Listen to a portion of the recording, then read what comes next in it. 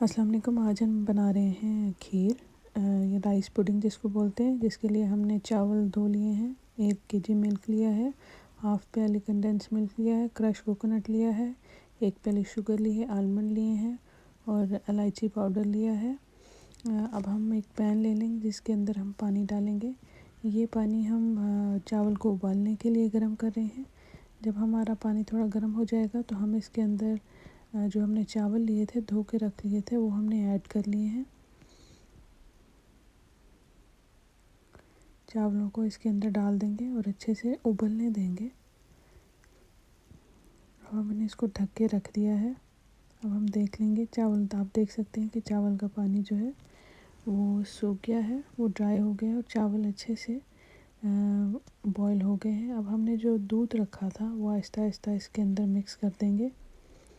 साथ साथ चमचा हिलाते जाएं ताकि गुठलियाँ ना बने और अच्छे से दूध जो है वो चावल के अंदर मिक्स हो जाए।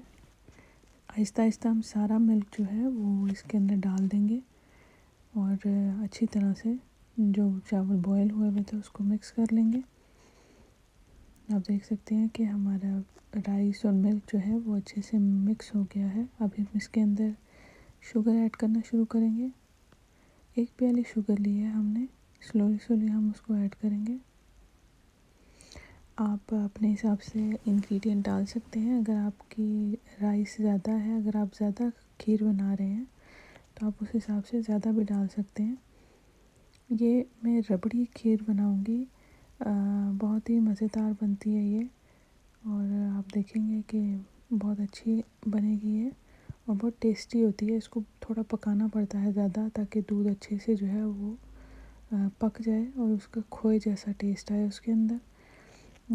अभी हम अच्छे से इसको मिक्स करते रहेंगे। अब हमने इलायची पाउडर डाल दिया इसके अंदर।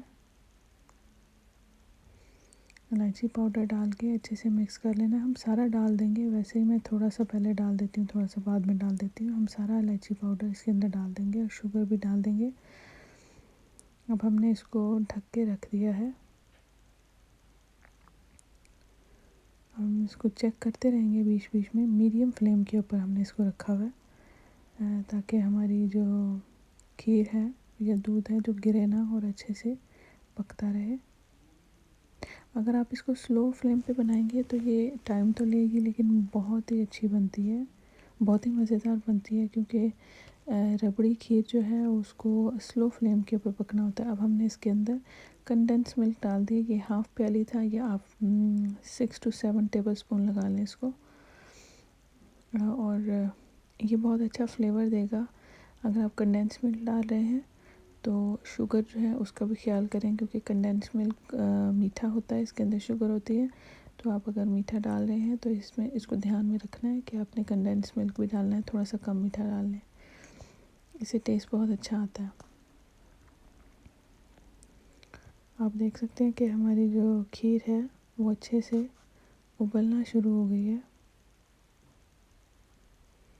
हम इसको मिक्स करते जाएंगे ताकि खीर नीचे लगे ना, और हम इसको इतनी देर तक पकाएंगे जितनी देर तक खीर जो है वो थिक नहीं हो जाती, क्योंकि अगर आप इसको छोड़ देते हैं तो खीर जो है वो जल भी सकती है, नीचे से लग भी सकती है राइस जो है। हमने ढक के रख दिया था इसको, साथ साथ हम इसको चेक करते रहे थे ताकि हमारी खीर जो है वो लगे ना। अभी फिर से हम इसको अच्छे से चमचा हिला लेंगे। आप देख सकते हैं कि हमारी खीर जो है वो अच्छे से रेडी हो गई है। अब हम इसके अंदर क्रश कोकोनट डाल रहे हैं और इसको डाल के अच्छे से मिक्स कर देंगे।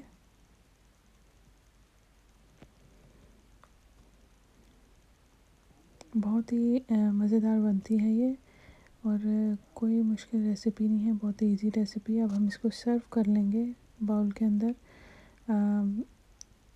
आप भी जिस बाउल में चाहे आप इसको सर्व कर सकते हैं। सर्व करके हम इसको क्रश कोकोनट और आलमंड के साथ, बादाम के साथ जो हमने भिगो के काट के रखे हुए थे उसके साथ हम इसको गार्निश कर लेंगे। ये रबड़ी खीर है और ये बहुत ही मज़ेदार बनती है। आप इसको ज़रूर ट्राई करें और मुझे ज़रूर बताएं कि आपको ये रेसिपी कैसी लगी। उम्मीद है आपको पसंद आई होगी। अल्लाह हाफ़िज़।